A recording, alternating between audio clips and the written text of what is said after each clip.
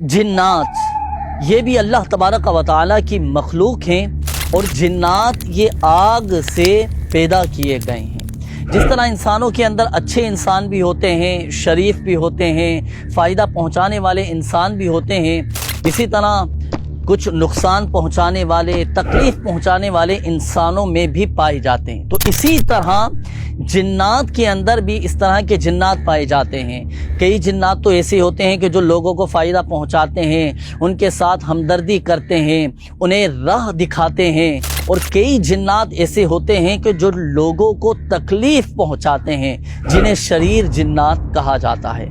तो आइए नाज़रीन, आज हम बात करेंगे शरीर जिन्नात के हवाले से, और शरीर जिन्नात के शर से महफूज रहने का आज एक ख़ास अमल भी इंशाअल्लाहुल करीम मैं आपको अर्ज़ करूँगा।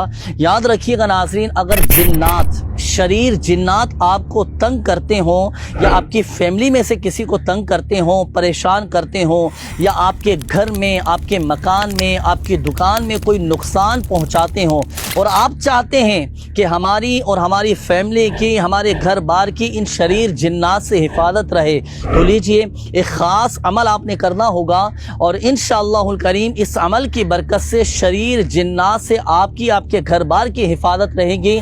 वो शरीर जिन्नात घर छोड़कर चले जाएंगे। इसके लिए आपको चाहिए होंगी 4 अदद लोहे की कीलें। ये 4 अदद कीलें आपको चाहिए होंगी। इन 4 अदद कीलों पर आपने कुरान पाक की ये 3 आयात, सूरतुत तारीक की ये 3 आयात, बिस्मिल्लाहिर्रहमानिर्रहीम, इन्नहुम यकीदून कैदा व अकीदु कैदा फमहिलिल काफिरीन अमहिलहुम रुवैदा। ये सूरतुत तारीक कुरान पाक के 30वें पारे में है। इन आयात को 25-25 मरतबा पढ़कर आपने हर कील पर दम करना है। अब जब ये चारों कीलों पर आप दम कर लें, तो अब ये चारों दम की हुई कीलें आपका जो घर है, उस घर के चारों कोनों में ज़मीन में आपने गाड़ दी हैं। ज़मीन में आप अच्छी तरह गाड़ दीजिए। अब इसके 2 फ़ायदे हासिल होंगे। एक तो ये कि उस घर में सांप नहीं रहेगा, और दूसरा फ़ायदा ये होगा कि उस घर से आसेब यानी शरीर जिन्नात ये दफ़ा हो जाएंगे, चले जाएंगे, और आपको इंशाअल्लाहुल करीम कोई नुकसान नहीं पहुंचाएंगे। तो ये जो अमल आपको बताया गया नाज़रीन, ये अमल कीजिएगा। इंशाअल्लाहुल करीम अल्लाह की रहमत से शरीर जिन्नात से आपकी, आपके घर बार की हिफाजत रहेगी।